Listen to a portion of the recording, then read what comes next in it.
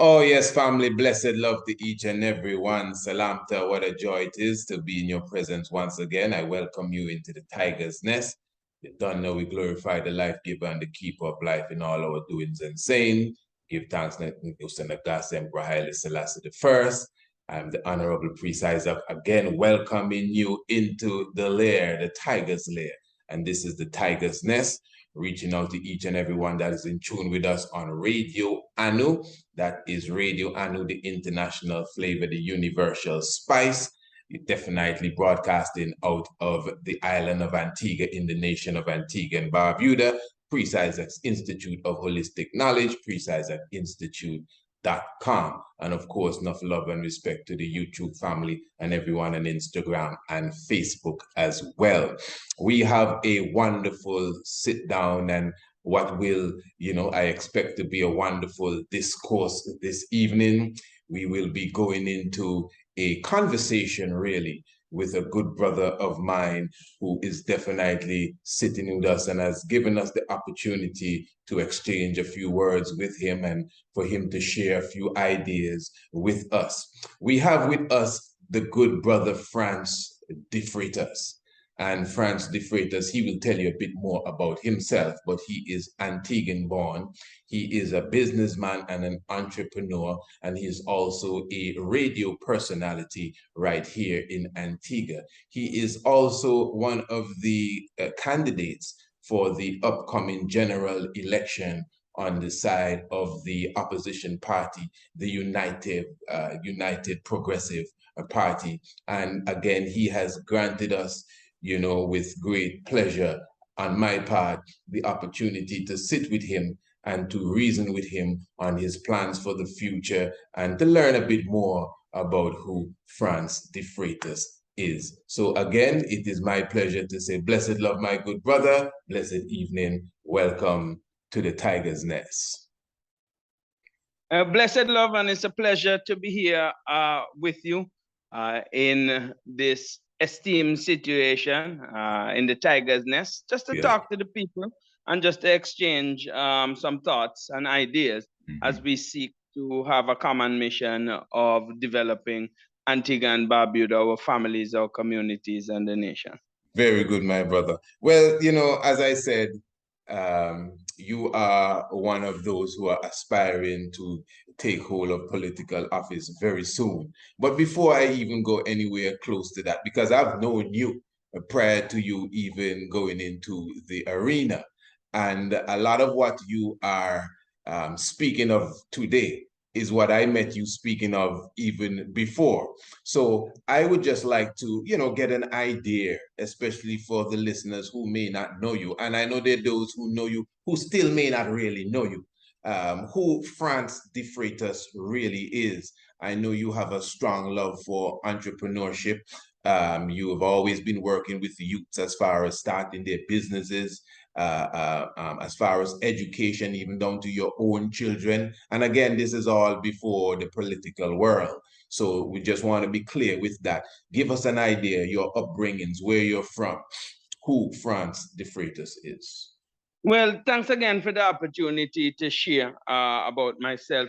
Let me just say that I am born and bred Antiguan and Barbuda. My mother is from the village of Liberta originally, and my father is from the village of All Saints. Both my parents were educators in Antigua and Barbuda. My father for some 55 years, my mother for 38 years. And so I grew up in an environment where education was central and paramount. I spent all of my life in town, in Andy Roberts Street in the village of Ovals. And so I was born and raised in that community of Ovals. Just for perspective, that is right next to Vivian Richards Street in the community there of Ovals.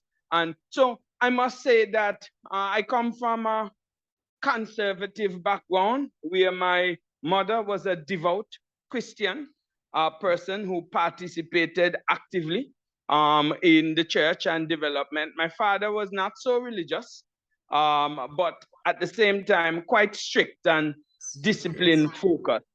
And I am the fourth of 5 children from my parents. And I am the third boy. There's one girl, she's the first child, and I am the third boy.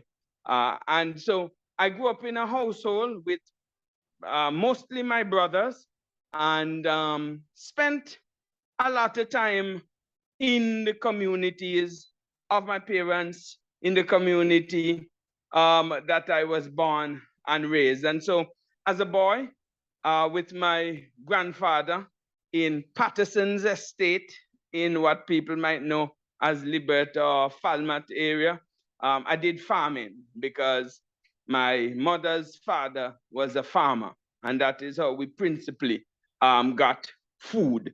As a young boy, I would travel from town to Liberta down to Patterson's estate, and by extension, Bailey Hill, what many people will know as Spring Hill. And that is the area which I got my upbringing outside of St. John's City. Very early in my life, my parents focused in on education. Why? Because they were teachers. That is what they knew. And so I spent a lot of time reading, something I didn't like as a child, by the way, because it's something that was forced on me. Reading and participating in activities that my parents thought would make me a better person. And I would suggest my early education was at a private school called Grace Elementary School in Grace Farm on Armstrong Road. It was run by an Adventist lady that attended my church at the time, Miss Jenelette. And there, we again focused in on the fundamentals. From there, I moved to the Seventh-day Adventist school. I stayed at that institution for a couple of years. I would want to say maybe about 3 years. After which, I moved to Jennings Primary School, where my mother was the principal. And the activity and reasoning behind going to Jennings School was that my mother wanted control. So at about that time, maybe around 9, she felt that she didn't have maximum control. Yeah. And as a boy, she wanted to have me in her reach. And so she brought me to that school. And that is where I wrapped up my primary education. From there, I went to Princess Margaret Secondary School after successfully taking the then common entrance, what we would call national assessment now. I went to Princess Margaret School, where I found myself and realized that I really didn't like school, at least in the version that it was presented at Princess Margaret School. And so I spent 4 years at Princess Margaret School, completing forms 1 through 3. And at third form, after repeating first form, I decided, look here, you know, I wasn't interested in this school business. And so I discussed that with my parents. And you can imagine that 2 educators sitting down talking to their 16-year-old son, and he's telling them about he's not interested in school, wasn't a necessarily friendly conversation. My father didn't get excited a lot. And so he told me, no, son, it's no problem. You can decide not to go to school, but you're going to have to start parent here and work, because you can't just be hanging around home and not going to school. And so it was the summer of that year, and I decided, well, look, I'm going to do what my father said and go and get a job. And so I went out and got a job as a laborer in construction. And very quickly after that summer, I realized that it's not so easy to work. It's not so easy to do construction. And I reconsidered, but I didn't want to go back to Princess Margaret School. And so State College was offering an examination for the commercial department. And I decided to take that examination at the age of 16. I took that examination, and my name was successful as one of the candidates. and I went to Antigua State College for 2 years. But my brother, I will tell you, I didn't go there because I liked school. I went there because my friends were there. And at the time, State College had one of the best volleyball programs that Antigua and Barbuda had, which was the sport that I was newly introduced to. And at the time, there were a lot of social activity that was happening there. And so I stayed there for 2 years doing social activity and playing volleyball. To wrap up my secondary education, I was fortunate in that throughout my life, maybe from around the age of 9, I had a mentor in the person of a man named Chesley Zephaniah Joseph, affectionately called CJ or teacher, that had a business at West Bus Station. He also went to my church and is somebody who took personal interest in my life and development as a boy. And he, at the time that I was leaving State College with almost no academic qualifications, came to me and tell me, listen here, Frantz, you're a smart guy. I've had you around me for a long time. We're going to create an opportunity for you to finish your secondary education. And long story short, he helped me to get a scholarship, and I finished my secondary education at Caribbean Union College in Trinidad, where I spent almost 3 years there pursuing that secondary education. I then went on from there to Oakwood College, now Oakwood University in Huntsville, Alabama, where I pursued a bachelor's degree in science in accounting. And after that, I completed my tertiary education in the United States and lived in the United States for some time. And that is the version of my background, my education, and the things that impacted my life up until my early years. You mentioned, yes, thanks a lot for that. I think anyone that wanted to have a good idea of where you came from and give thanks for those accomplishments as well, you know, how you reversed back or somewhat sank over in a way and went back over and you know, accomplished whatever you missed out. That was very wonderful. But I know that you are the father of 2. And one of the things I know about you is that, as you said, you came from educators. And you yourself, you may not be a teacher in the sense of what they call a teacher in school, but an educator yourself. What I know for sure that you would have taken your children in hand, you yourself and your wife, for a very long time. You would have made certain adjustments to make sure that they got the right education. Can you share a bit of that story with the audience who may not know of it and exactly what your children would have accomplished because of the steps that you've taken, primarily in the homeschool aspect too? Sure. Let me just say that after I completed my college degree in the United States, I decided that it was better to live and work in the United States. And it is there that I decided to get married to the mother of my children. And both of us lived in the United States, in the state of New York. And both of you from Antigua? And both of us were from Antigua. My wife is from Seaview Farm, and her mother is also an educator. By the time we decided to have a family, I was very steeped in reading and studying material outside of what would be the traditional education type things. Throughout my secondary education, while in Trinidad, I explored the life of people like Marcus Garvey, spent a lot of time looking at people like Bob Marley, Martin Luther King, Malcolm X, and other Black icons in the Caribbean and world platforms. And people like Nelson Mandela, who impacted the lives of many, not only in South Africa, his country, but around the world in the fight for apartheid.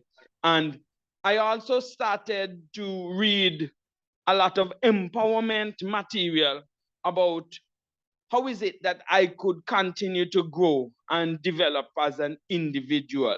So by the time we had our first child, which is my daughter, Danique Defreitas, she is my firstborn, we were already discussing how are we going to give them the tools that they need to put into operation many of the things that we had learned and studied ourselves as parents. And shortly after that discussion came up, we decided and started to discuss this idea of homeschooling. Now, I would tell you that it was a frightening concept to bring to the table because nobody had done it in my family before.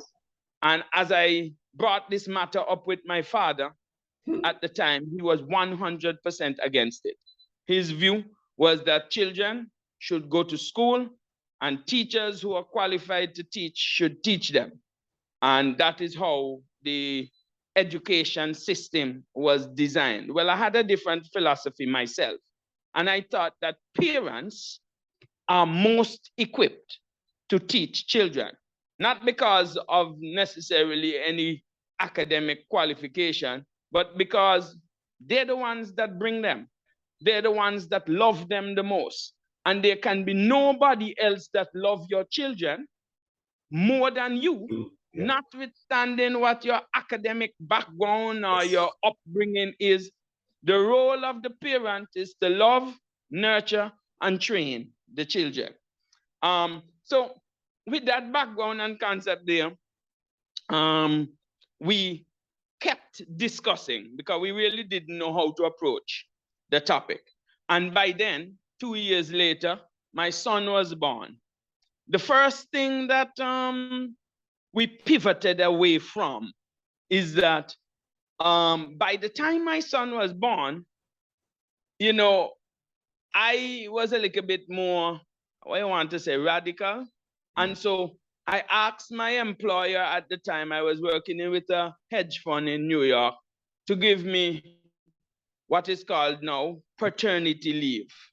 Mm-hmm. I asked for 3 months off, and with the view of spending time with the children that I had, and particularly my newborn son. Well, they tell me, well, they didn't have a paternity program at the time, a paternity leave program at the time, but I could take unpaid vacation, and they wouldn't be able to guarantee that my job would be there when I came back, but they would see how it went. Well, I told them, well, not a problem for me. I think it is more important for me to spend the time. And so we decided that I would take the time off. It so turned out my wife had just about 6 months vacation and maternity leave. And so we both spent that 6 months after my son was born, raising him and getting to know him, introducing him to our daughter, who was about 2 at the time. And all that time we were studying, all right, what is the best way for us to bring these children into society and the world? And to make a long story short, in the period that I was home with my son, bonding and developing this relationship, we decided that, look here, we think the best option is for one of us to raise the children. But still, you must imagine that the system has its claws in people. And so notwithstanding how much knowledge you have about a thing, actually taking action really is another level of work still to be done, because knowing and doing is two totally different things. And we spent, I would suggest to you, about 2 years after my son was born, before making the decision that we're going to leave. And then the question came now, once we make the decision, who is going to be the parent that is taking the day-to-day operation? How is that going to affect the economics of the family? How is that going to impact the life that we were accustomed to? And after much discussion, the decision was that because my wife had a job that was more stable, and because I had entrepreneurial leanings that were sown from my years with CJ and working in his business and learning how to sell, that we would take that time to develop a business for myself while my wife continued to hold a corporate position. And when my daughter was 6 years old and my son was 4 years old, we made the plunge where I left corporate America after just about 9 years, almost 10 years, working in a hedge fund, mutual fund, banking environment, and decided that I will go out on my own with the primary focus of a parent raising children, and secondarily, for us to build a business that would help me, help the family to own something that we could move forward in. And that was the genesis of a 13-year journey into homeschool. And how did the harvest look as it relates to that initiative there? Well, let me just say, Priest, that I would be lying if I told you that it was an easy journey, because when we started out, we didn't know. The only background that I had was that of my teacher parents. And so our first year in homeschool looked exactly like school. We put our children in uniforms, we bought them books, and we structured the day just like how school would structure it, except we were at home. It took a lot of research and a lot of experimentation to really find out the essence of what education is and what was necessary. And so I spent a lot of time researching and trying out all sorts of new things. In the United States, particularly in the state of New York, you have to be a registered homeschooler with the state of New York. They make it very simple there. They give you a letter to write and say that you're going to homeschool and you're going to at least provide an education that is equivalent to what the state would provide. And so that was the first requirement that we had. Now, as soon as the first year ended, I realized that, look here, we cannot continue to do what schools are doing because that is a limiting factor. And so immediately what we did was started to teach our children about where they are from. And so our education was based on the family tree of the Defreitas family. And what we tried to do is spend a lot of time just going as far back as we can to find out, well, who are your parents? Who are your grandparents? Who are your great-grandparents? Who are your great-great-grandparents? And I would just tell you, I got a lot of pushback there because many people didn't see that as education at all. Nothing. As a matter of fact, my father said, well, I think you're really wasting your time because once children know who their mother and father is, it's okay. And he really pushed back hard on this idea that you should spend so much time telling children about how much generation of dead people there are. I had a different view about it. And so notwithstanding what my educator father told me, I pressed forward with that. And then the next thing that we quickly realized is that children learn well through play.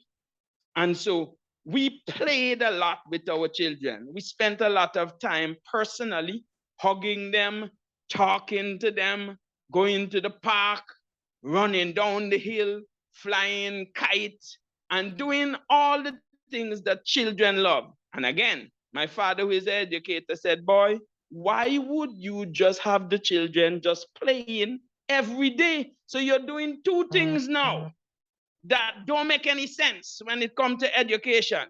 You just have them playing all day long and talking about people who are dead. From there, you know, it really caused me to research more because I respect my father as an educator. I respect the man who raised me. But just to fast forward the conversation, after we found play, we found out how our children learned. And I found out that my son is a logical learner, mostly audio based. That is, he learned by hearing. And my daughter was a visual, kinesthetic person. That is, she saw things and she had to put her hands on it to do it. It is the first time that our experience really got light in the homeschool environment because we now know how to deliver education to our children. And once we found out how the children learned and then applied the education to them in the style that they liked, everything was easy. And so reading was something that we did regularly. Even before the children were born, we would read to them. And so at about the age of, I would say, for my son, he was about 5, 6. My daughter was about 7. We moved on to this journey of teaching them to read. And we used a simplified version of what people might know as the Bible as our reading book. Not because we were particularly religious, but because there were many stories in there that we could read. And we chose a version of the Bible that was chronological. That is, all the stories appeared in the order that they happened, as opposed to the traditional way that you read the Bible now by chapter and verse. So that book and that journey took us, I want to say, if in the first instance, just about 2.5 years to read through all the 66 books that were in what is traditionally the Bible. And that was the base of our education. And then now as it relates to the numbers, we found that the systems used in the east of the world, the Chinas, the Japans, and the Singapores, had different methodologies that maybe were easier or just more interesting to do. And so we introduced our children to math via many of those experimental strategies to us. And then the last thing that we added to that equation was the concept of physical education. And so when my son was 7 and my daughter was 9, we enrolled them into martial arts, the martial arts of traditional Shotokan karate and Brazilian jiu-jitsu. And we layered that with music, which was the art they were interested in. My son, being somebody who liked to read, started reading about art and then developed visual art as a topic. And that was the basis and the foundation of the educational platform that we had for our children for many, many years. Beautiful, beautiful. And so those who are listening, I mean, the good brother, I know there's a lot of humility there too, but I know after leaving the United States where he lived for some time, he did return to Antigua a few years ago with the full family.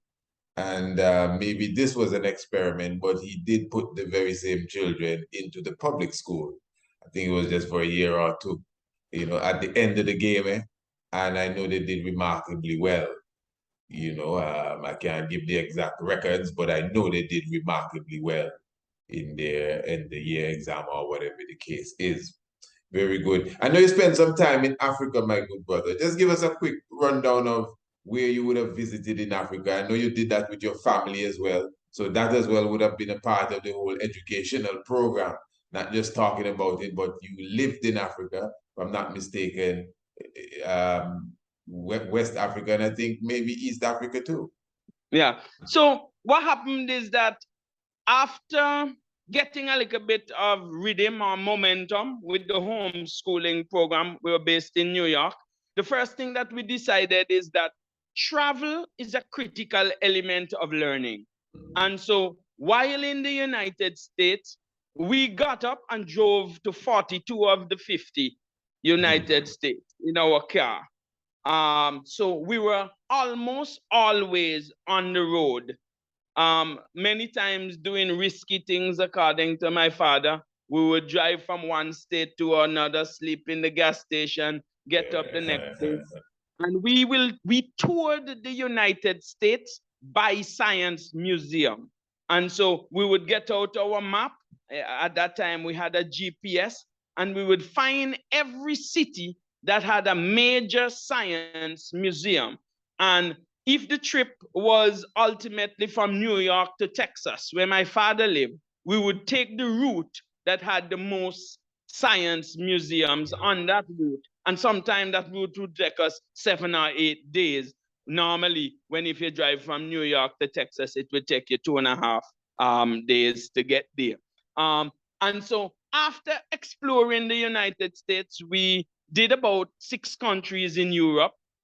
Through my wife's work, she had some workshops and other activity. So we spent, I guess, in our favorite area was the area of Italy. We went there and we just stayed there for almost a month, exploring what many would know now as the Colosseum in Rome, visiting things like the Vatican City and other historical places that Italy had to offer. The Colosseum was particularly interesting because when we were there, they were going through a renovation of that facility. And so every day we would just go back there. And instead of just doing the short tour, we just bunked out there every day and played inside of the Colosseum and the various levels that it had, sat in the seats of the various spectators and in the den of the gladiators, spent a lot of time there. After that experience in Europe, we got a chance for the first time with a church organization with which we were affiliated to visit Malawi in Southeast Africa. And we went there to help people with this church organization. And we were there, I would say, for about 2 weeks. And after leaving Malawi and coming back to the United States, the experience that we had as a family was a gripping experience, to put it in the best terminology that I can find. And 6 months after returning from that trip, I sat down with my family, and all of us looked at one another as we went through several rounds of postmortem and said, guys, don't you think that we should go back to Malawi to try to help some of those people there? Well, my background was leadership development, training, and entrepreneurship. And so me, the children, and my wife said, well, look here, if we could find a way that all of us could be in the same place, then we would explore it. Well, my brother, I don't believe in coincidences nor chance.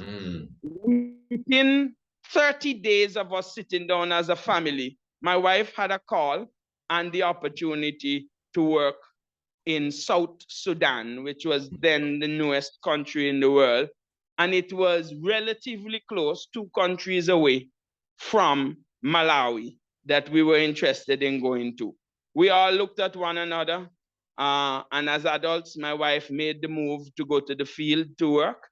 And shortly thereafter, I picked up residence in Malawi and started to work in an organization that we formed called Africa Lift, with the idea that we could teach people who are on the continent and people in the diaspora, how we can lift one another up in the concept of each one helping one to achieve a goal, using entrepreneurship as a basis to combat poverty. Long story short, we went there. I lived there for just under a year before going back to the United States to get my children. And I will just tell you that every friend that I had and every family member was against the decision that I made to move to Africa. As a matter of fact, you heard statements like, Frantz, you must be crazy. You live in the United States. You guys have a good life in the United States. You have a wonderful apartment. Why would you take your children and move them to Africa? A place, by the way, that have less resources, less opportunity for you to move forward. And it was at that time that we kind of came to the conclusion that life is a little bit more than just material possession. It is more than just seeing what you can get. Life have a component in it that we should take what we have, what we know, and share it with other people with a view of us all building a more verdant, a more acceptable society. And we thought, well, since we had visited nearly every state in the United States, we have done a little bit of Europe. Look, why not go over there and learn firsthand what the African traditions were? And so we saw it as an extension of this progressive education that we wanted to give our children. And so we were based in Malawi. My wife visited from Sudan, where she worked, every 6 weeks. And every 6 weeks, when my wife visited, for 2 weeks, we would visit another country. So we went to Kenya, we went to Ghana, we went to Tanzania, we went to Uganda. South Africa was a hub that we went to most of the times when coming from the United States. And over a 3-year period, what we did was just kind of bounce around different places in Africa. Some places we spent longer times.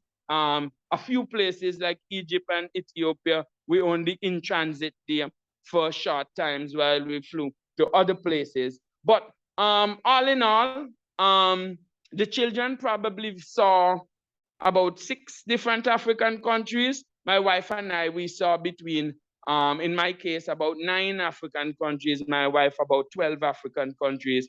And I will just tell you, just to wrap up this part of the conversation, without knowing in advance what was going to be the outcome, the single most impactful and beneficial period of my life has been the decision to go to Africa and to carry my children there. So for me, it gave me all the tools that I am using right now in Antigua and Barbuda. And for my children, it exposed them to new languages like Kiswahili, that is spoken widely in Tanzania, which is the neighboring country to where we stayed, and the language spoken in places like Kenya widely. It exposed them to new and different people. And it busted the myth that Africa was this poor place where people are running around with hungry belly and people don't have things and whatnot. That was just shattered as we traveled around. When I flew down, when we went down to Ghana, in Accra, and you fly down and you go down to the capital city, nobody could convince you that you weren't in Europe or an American city for how developed that place was. When we went to Kenya and you fly into Nairobi and you drive down the first 5 miles and only high-end luxury vehicles are sold on that road there. You wondered when you flew over Addis Ababa and you landed at the airport there and you saw the hundreds of jets that were there and the city that is there. Nobody could explain to you that you were not in Europe or you were not in America. And so it really gave us a different perspective. And I don't want to make it seem on this broadcast that there is no poverty in Africa. Yes, Don't yes. misunderstand what I am saying. But it is not this place of backwardness where Black people don't have any opportunities and there are no resources. While there, we learned that today, in 2022, 68% of the world resources still come from Africa today. And if we could only figure out a strategy in the diaspora, the place where the children of Africans are, to link up with the motherland of Africa, then we would have a totally different society in places like the Caribbean and Antigua and Barbuda from which we speak. Yes, my good brother, definitely giving thanks with all the experience that you would have had, that you have under your belt there. And, this can let us somewhat segue or dovetail into the whole aspect of the political arena. And just to say again, even to the audience, the political construct here in Antigua, the democratic construct, is basically that of the parliamentarian system, the Westminster system specifically. Now, within the last several years, you yourself, to put it in a kind of cliche way, have become a politician. You are officially a candidate for the United Progressive Party. And for those who may not know, that is the main opposition to the government, the Antigua and Barbuda Labour Party here in Antigua. The United Progressive Party was once the government for 2 terms here in the nation, from 2004, I think it was, until 2016. Now, my good brother, before we go into the whole aspect of the future, because I want to look at this conversation futuristic and as if you are an individual that will take office here in the nation. Now, before, I don't want to say I'm putting you on the spot. In fact, I'm not going to even put you on the spot because I know exactly what is going to take place. You are an individual that is very strong when it comes to constitution reform, to the point that you are a part of an organization, ABCRE, that directly deals with the research and the study, the overlook, and the whole aspect of the reformation, of our Constitution. I also know that you are very strong on the whole aspect of abolishing the monarchy. Now, as it relates to the conscious community, because most ones who are not in the conscious community, I mean right here in Antigua, may overlook the point I'm getting to.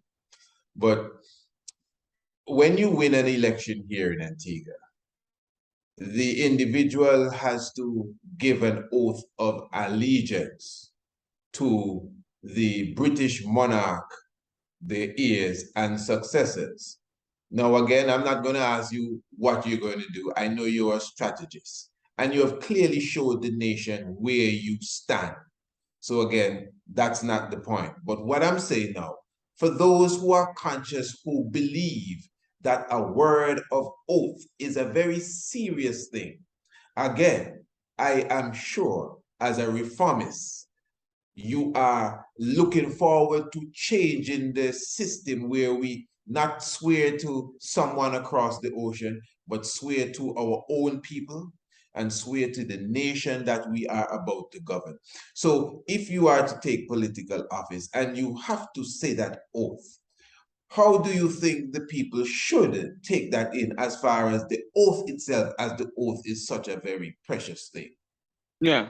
Let me just say thanks definitely for bringing up the issue and concept relative to the Constitution of Antigua and Barbuda. I am ashamed to say that I was introduced to the Constitution of Antigua and Barbuda when I was an adult. As a matter of fact, about 3 years before I left for Africa. And I spent from that time to last year reading it page by page. I am embarrassed that at no place in my education in Antigua and Barbuda or throughout the Caribbean region did I ever hear the word constitution as it related to Antigua and Barbuda. And no place in my academic study was it produced as a document for me to study as a citizen of Antigua and Barbuda, the Constitution being the supreme law upon which all laws that affect every aspect of the life of citizens and residents of Antigua and Barbuda. So I was fortunate to be able to be a part of this group, Antiguans and Barbudans for Constitutional Reform and Education, prior to my political interest and involvement. And we spent a number of years reading this document from beginning to end on the radio so that every citizen who was interested could learn that we have a constitution. The constitution affects every aspect of our life in Antigua and Barbuda, and everybody who is Antiguan and Barbudan, live here, visit here, stay here, should read it and get to know about it. As it relates to the oath, when I read that in Antigua and Barbuda, politicians, those are the people who sit in the legislature branch of the three branches of government, where laws are made. I was shocked to learn that those people who pass laws for and on behalf of the people of Antigua and Barbuda do not vow or make an oath to those people who elect them, nor to the Constitution that is Antigua and Barbuda, but we make an oath to the monarchy, in our case now, King Charles III. That is something that was shocking and immediately came on the radar. There are a number of issues to be reformed in the Constitution as it was given to us. Today, as I speak to you, not even a sentence, not a punctuation in the vernacular of the Bible, not one jot or tittle of the Constitution has been changed 42 years after we have attained independence in Antigua and Barbuda. One of the things that after I take the oath to the Queen and her years and her successors, to the king. Well, it wouldn't be the king. Oh, it's still the Queen? The Constitution says Queen. So wait, hold on. Sorry, you wake me up there a while ago. So you still have to say the Queen? Because the oath is constitutionally prescribed. And you cannot change anything in the Constitution without an amendment to the Constitution. And so it reads right now to Her Majesty,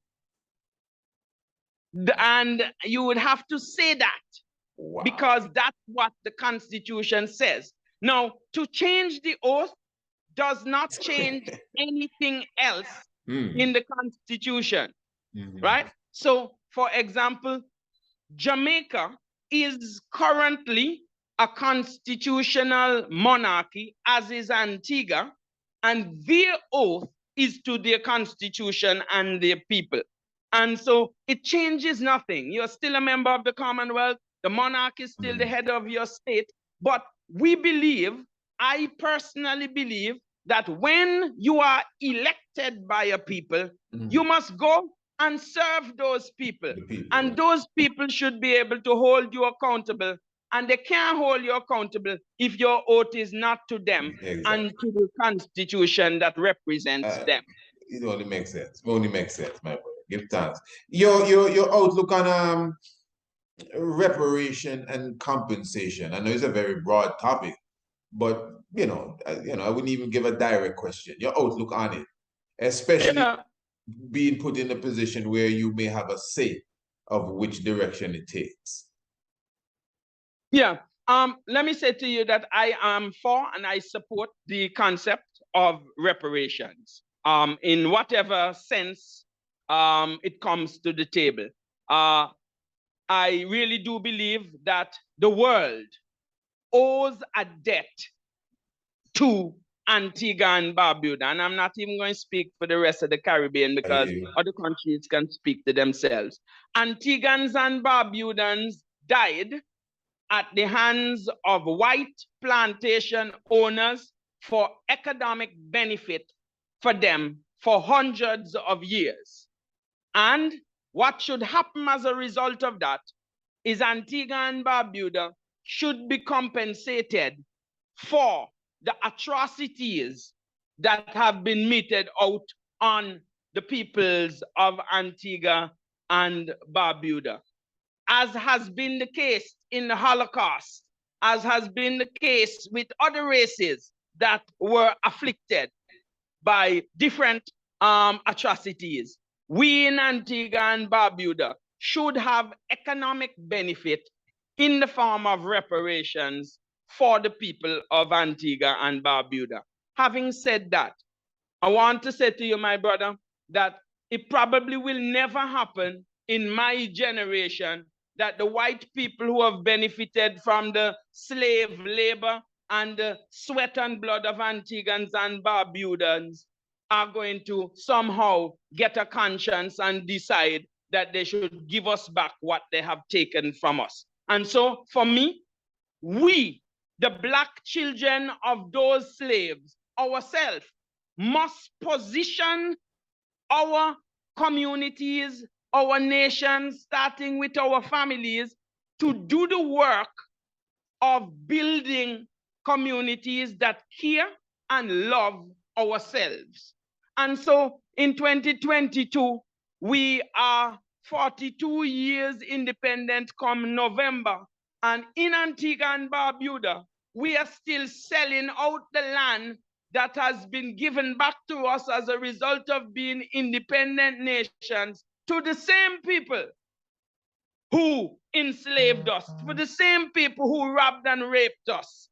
And somehow, the Black people now, the sons and daughters of those slaves, cannot see that that somehow doesn't make any sense to give away the sovereignty that we have once been given. And so what I want to see is the people of this country here hold on to the land which makes us sovereign and put it in the hands of the children of the slaves that died for it, to make political decisions like what I am seeking to make that will build wealth and create a system in Antigua and Barbuda that the children of slaves and the grandchildren of slaves that look like me and you can be a part of the ownership fabric and the ownership structure in Antigua and Barbuda. Let us create our own reparations that we have here and then work towards this long-term reparations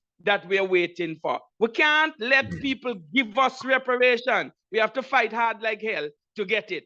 And I don't think that we have enough fight. I don't think enough people are doing the work that the Priest Isaac Institute is doing to bring knowledge and education and training to the sons and daughters of those slaves who died trying to make a better life for us here in Antigua and Barbuda. So we have to work towards it and not wait for somebody to give us some gift somewhere. Yeah, appreciate love that. For those who may be just coming in, I have with me the good brother Frantz Defreitas, talking about businessman, entrepreneur, educator.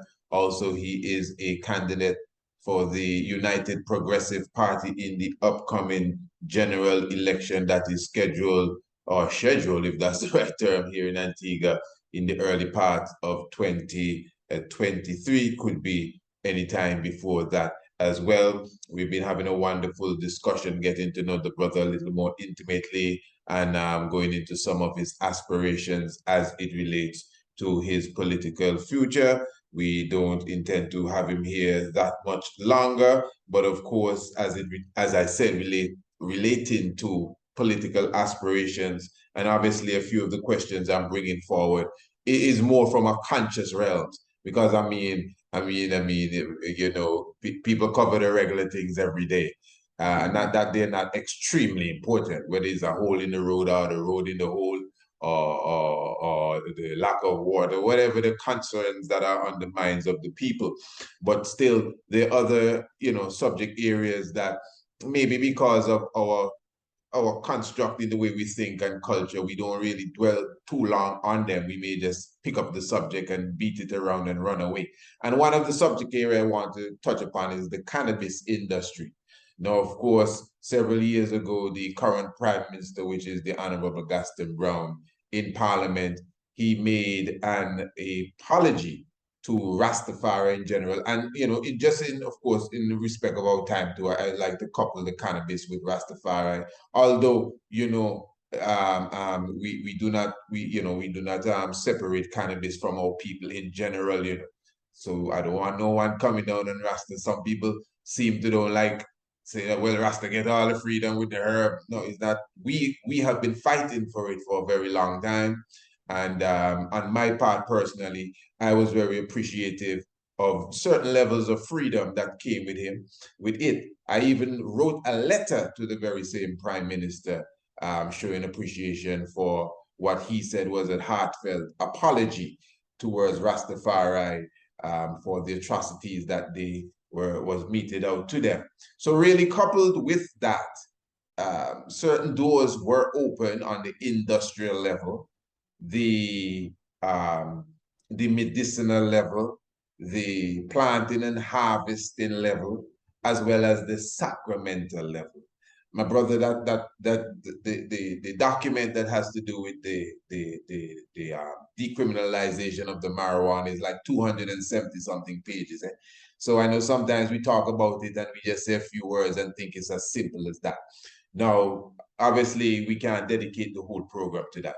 But if you are in the position, what direction would you take as far as the cannabis, the marijuana, the industry, the decriminalization, even when it comes to the education of the people in general, because of course, you know, we live in a society where many ones, whether they're correct or not, they're pointing fingers at the marijuana and the children and certain mental illnesses that may rise up in society. And as I said, the debate is very strong. I know it's thick, but as someone who may be an administrator, how would you take in hand the whole cannabis industry in general? I know it's a lot, but whatever you can put on the table just quick. Sure. Let me just say, my perspective is I am for decriminalization of cannabis in Antigua and Barbuda. I would even go a step further and suggest to you that I would be for a legalization which is different to decriminalization of cannabis in Antigua and Barbuda. But unlike those who have put this law into place, we cannot, without context, decriminalize or legalize cannabis. So, for example, let me deal with the economics first. Yes, I was shocked and ashamed that after Rastafari has fought, like they have fought for the decriminalization and soon legalization of cannabis, that for the most part, with few exceptions, they were excluded from the economic gain that yet is to come in this field. And how do I say excluded? Because, you know, the naysayers and the critics will look at it and say, well, you know, there is a Rastafarian group that is a part of Grow Antigua and the other groups. Well, my brother, Grow Antigua allocates less than 10% of their equity structure for Rastafari. And I am saying that is not enough. It cannot be. The group that has championed, fought, and some people may even died. Died, of course. Decriminalization and soon to be legalization, to say that you can get the pittance, the crumbs that are on the table. In my view, the Rastafarian community in Antigua and Barbuda should have the leading roles when it becomes to things like licensures, when it becomes to things like distribution, and not just be put in a position to be some growers of cannabis and don't participate in the value-adding structures that really attract the money to the cannabis product. We in Antigua and Barbuda have a gold mine to be able to produce cannabis for medicinal and recreational purposes in addition to the sacramental use. And right now, Rasta is excluded because they don't have any $200,000 and $300,000 to buy any license to participate in it. Not only from the corporate Rasta perspective, but from families and small communities.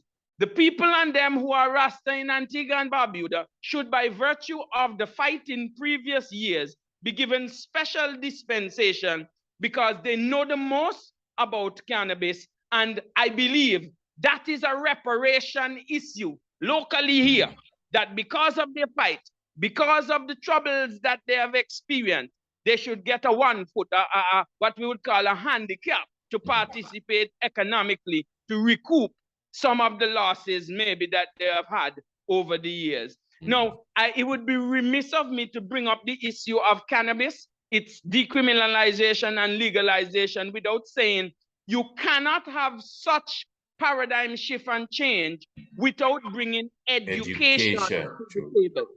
And this current decriminalization act has zero education in it, neither does it have any structures for those who misuse it and may go down another road. And by the way, I don't want us to get mixed up with cannabis that is used medicinally, sacramentally, and used economically to do other things with the bag of products that is sending people, children crazy. Let us not be confused about the two, because if you explore it properly, you might even find that it is the additives and poisons that lace the cannabis that really do cause the harm to the people that are affected by this. Now, I am no expert in the field, but I have a community where I see the effects.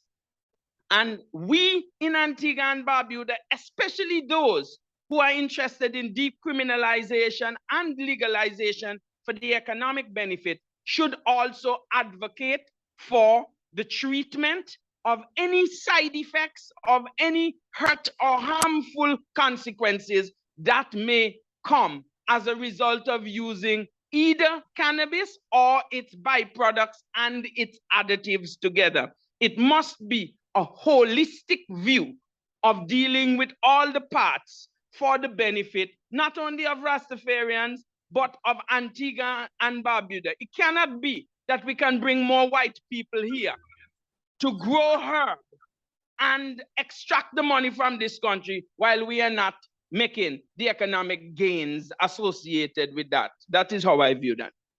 Give thanks. And I wouldn't say everything here, but even those of us in the Ethiopia Africa Black International Congress, Bobo Shanti, you know, that is why we'd have to, let's say, take legal steps to ensure our stake in the game. And I wouldn't even go too much further than that.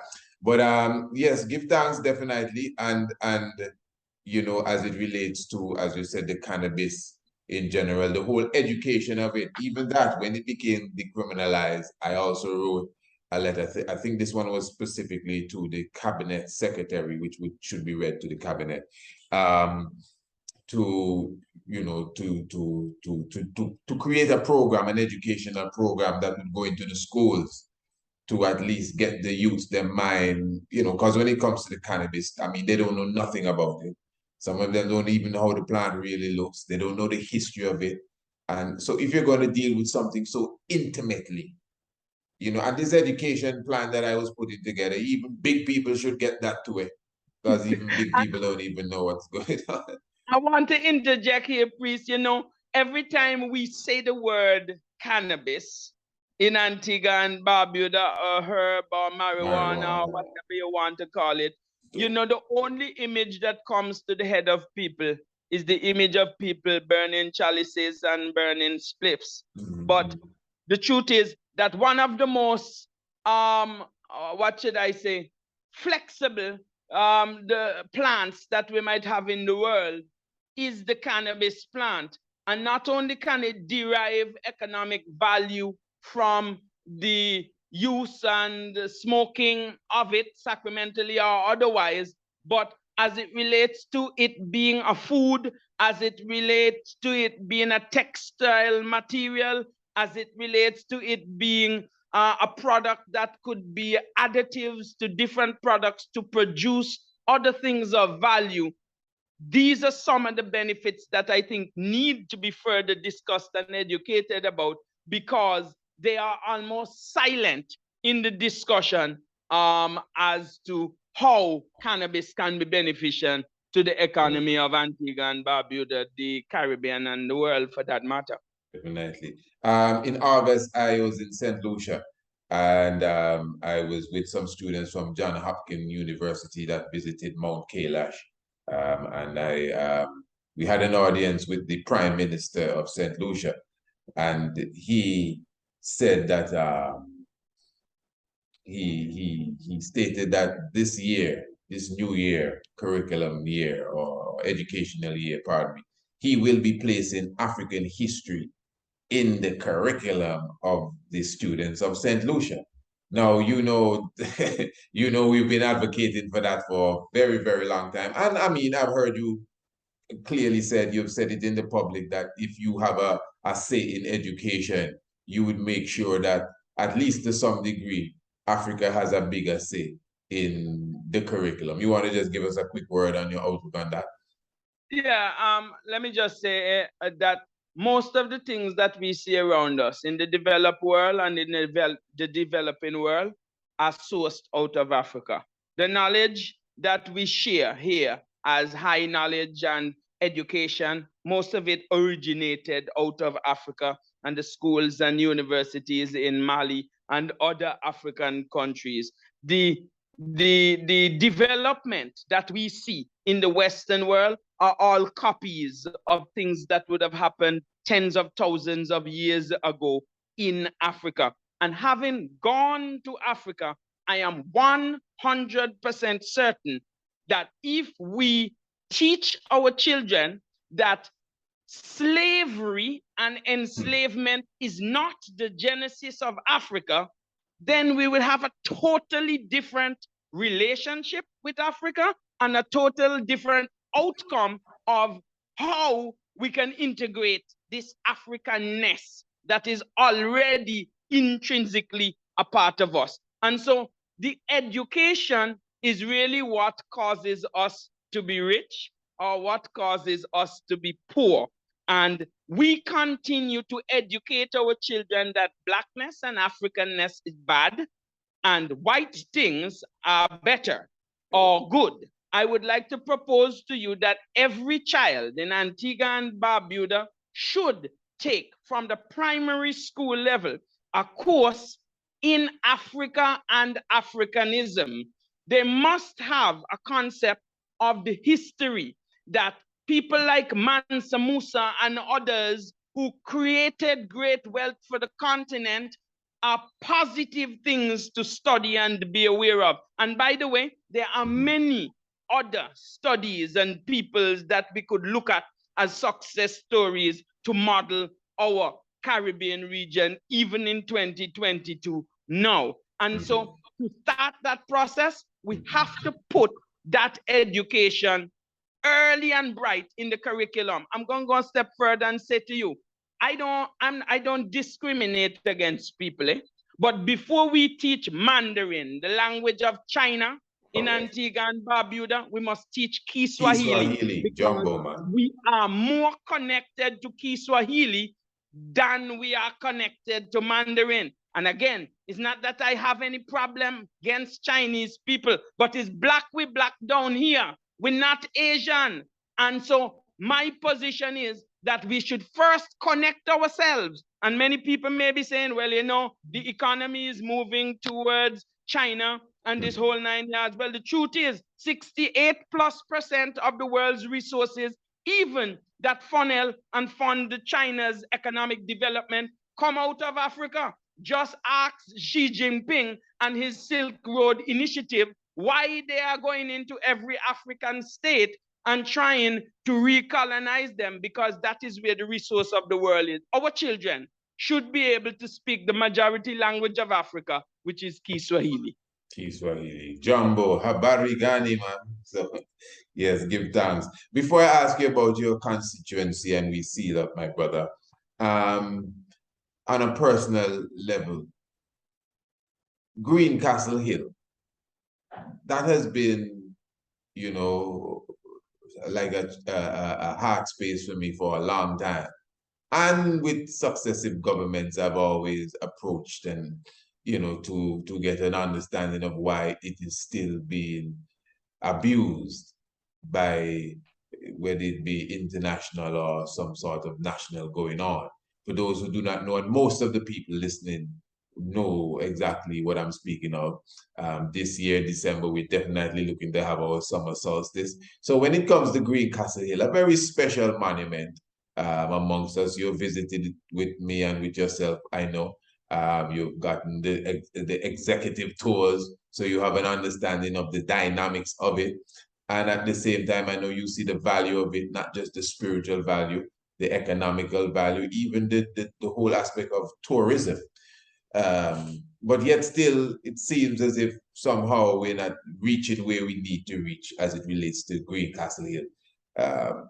If you are put in the position, what steps do you think you would take as it relates to Greencastle Hill? Well, Knowing my what you know. Greencastle Hill is already a part of the national parks infrastructure, right? And that is the thing that continues to baffle me about it. It is already designated by the government as protected space. What it is that we like to give away our best assets to some other people that can come here and grease the palms of politicians in Antigua and Barbuda.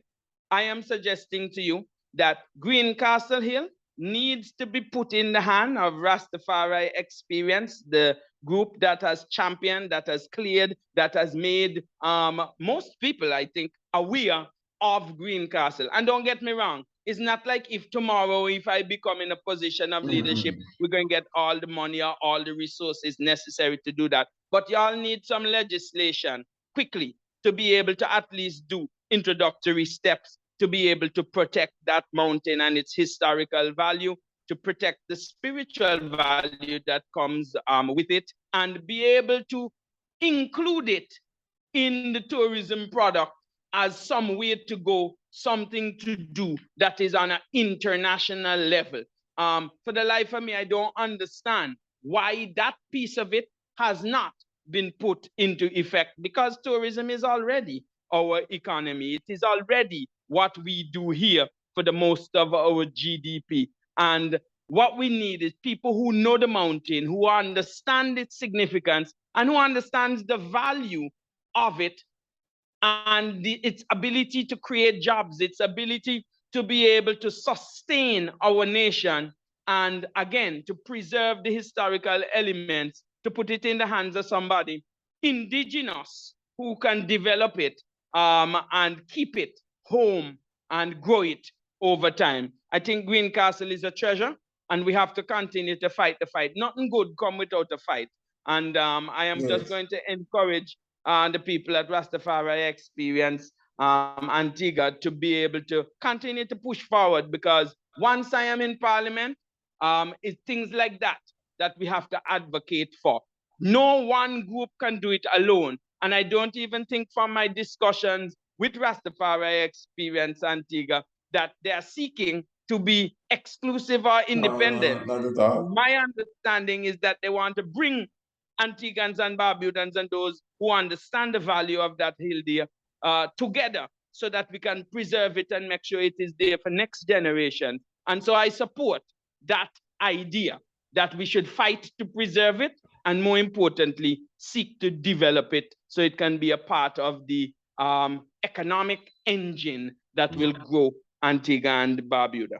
Because, you know, again, just like maybe the cannabis subject is a very detailed subject, and even those who are followers of my programs, I would have given them proper insight so they have a good idea. And as you said, Rastafari Experience Antigua Company, I'm a part of, really one of the founding members. You know, through our shrewd initiative, you could say we have a foot in the door.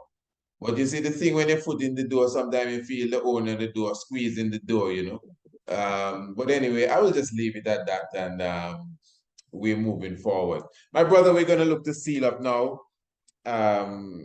as I said, you are one of the candidates in the upcoming general election here in the nation of Antigua and Barbuda. And basically everything we just spoke about is really, as I said, somewhat futuristic and what we are looking forward to, if that would be the case, if you were to take the reins of I don't know if it's power, if you prefer that word, or servantship. Service. I would expect that. Now, your constituency, which is the same area you grew up, you have a specific constituency, which is how is it, St. John's City South, which basically has the city itself in its borders. Yeah. So what we call the city family, where the market is and all the business are, that is where Brother Frantz Defreitas' constituency is, the constituency that he's vying for. Now, so basically you have the town and some rural areas and some of the more popular areas, as you said, Vivian Richards Street, that is where the Master Blaster, you know, one of our national heroes, Vivian Richards of cricket fame, where he grew up itself, Oval Park, where ABS was. And, you know, those who are in Antigua would understand the historical significance of your arena. A lot of sports, basketball and football icons have come out of that area. So how are things in your constituency? What are you, I know you're planning a lot of entrepreneurship I get in the words mixed up, but you're doing a lot of programs with the young ones as far as their entrepreneurship and going forward. I must say, I did invite your opponent to an interview. He did accept the invitation, but of course, I guess true, he's also Attorney General and other things. Maybe the time hasn't caught up with him. I'm still looking forward, hopefully, that I could have an interview with him as well and hear his perspective. But your constituency, what needs to be done and what do you intend to do to bring it to another level if and when you take the reins of power, my good brother? Well, listen, I appreciate the opportunity to talk about the constituency of St. John's City South. It is a constituency, as you rightfully said, that I grew up in Antigua and Barbuda, and a constituency of significant historical context. As a matter of fact, you would appreciate that it was town where everything happened in Antigua and Barbuda for many of the hundreds of years that we have a history in this country here. And I am so honored and humbled to be able to vie to be the representative, the servant that will serve the people in this community.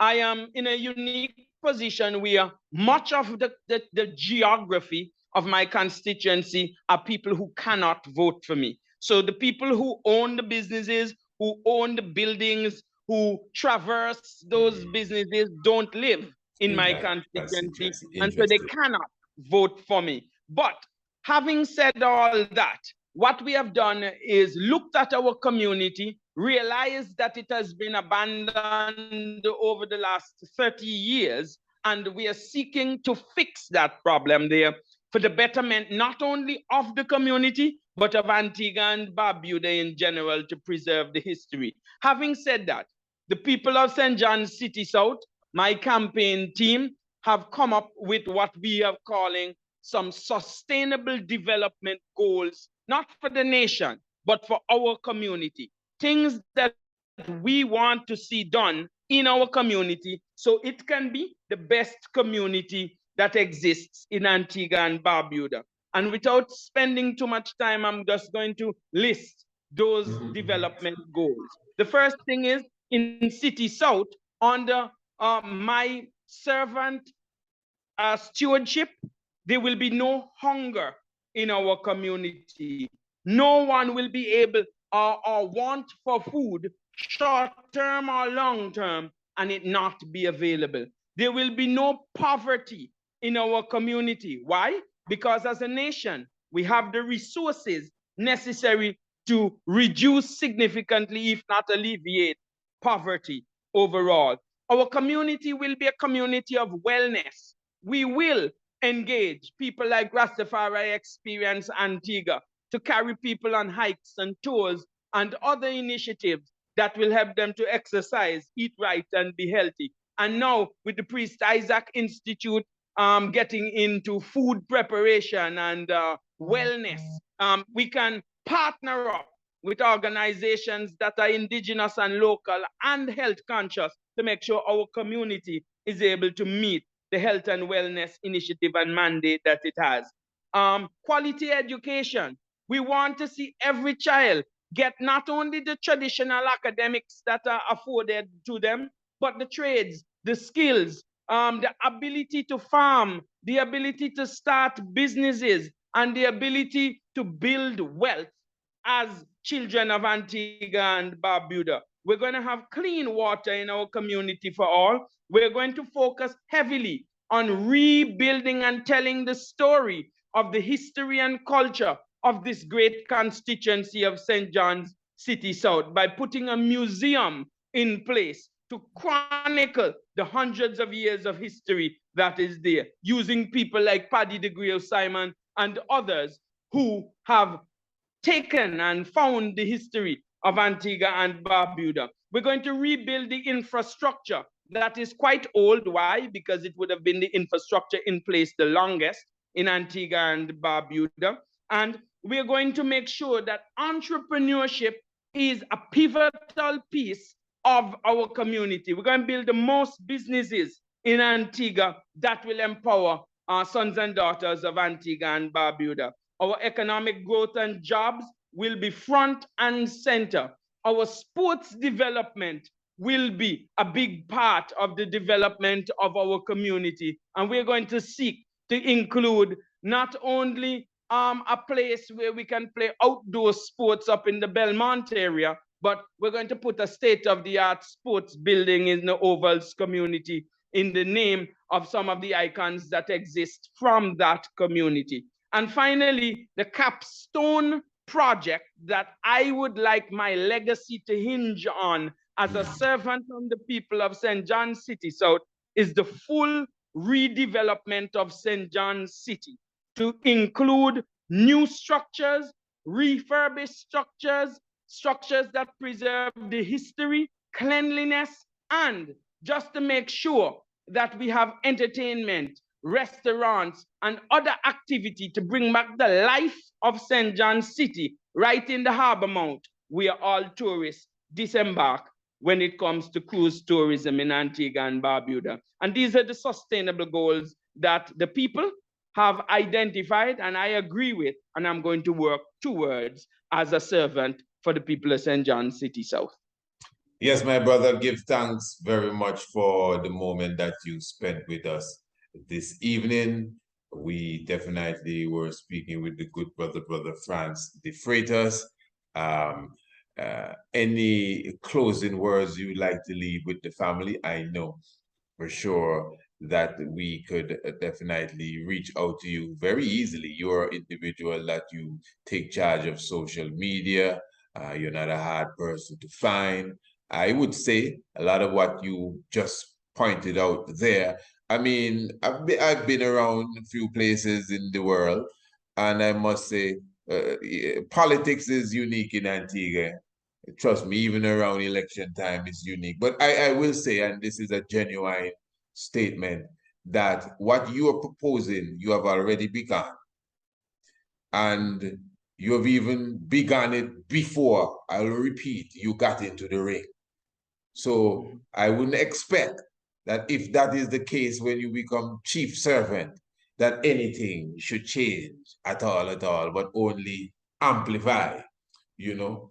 So for the international community, because people are listening to you all over the world, anyone who may want to reach out to you to get a better idea of your program, what you have in store. I know you have several, I think, websites and Facebook pages. I think you're everywhere. Just give us some links and, you know, some connections and numbers, whatever it is, so we can reach out to you. Yeah, I appreciate the opportunity. Let me just first say thank you for inviting me to share my thoughts on the wide-ranging set of issues here. I appreciate the opportunity to speak to all the communities that make up Antigua and Barbuda and those outside. I must say that anybody can reach me at Frantz for City South. That's FRANZFORCITYSOUTH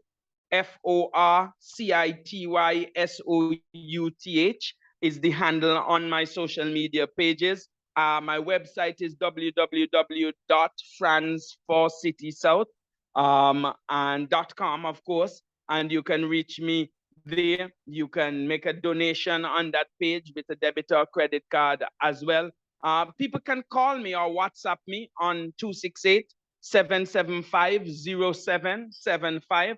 I am open and willing not only to talk about issues, but to hear the suggestions and the ideas, because none of us are oracles. All of us depend on one another to get the ideas that will develop Antigua and Barbuda, and in my situation, the community of St. John City South. So I welcome all those who are willing to share and be able to participate, especially in the sustainable development goals that I have delineated for my community. I also want to close by saying that the reason I got involved in politics is to serve my community.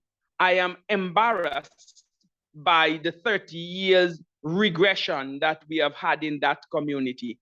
And my intention is to contribute at least 10 years for the full redevelopment, not only of the place, St. John's City South, but the people of that community. I am interested in being the servant, carrying out the mandate of the people. And I am asking the people of St. John's City South to give me the opportunity to do that. And then, once you have given me that opportunity, hold me accountable so that we can have the best community in Antigua and Barbuda, and we can be the envy and the benchmark for a better Antigua and Barbuda. Yes, my brother, very admirable aspirations there. Give thanks again, my brother, and and of course, we appreciate the time you spend with us. All blessings to you and your family, and all the best going forward. Blessed Thank you so much. I will guide you going out. Yes, my family, that was a wonderful sit down that we had with the good brother Frantz Defreitas. And of course, we definitely had a good discussion on exactly who he was, and of course, obviously touching a bit on the political aspirations that he also has in mind. Obviously, you would see we really would have taken most of our conversation from a conscious community sort of level, because really most ones do not dwell on that level, even if he was to be questioned or asked or interviewed. So we definitely would have to have done it on that level. So we're very thankful for that.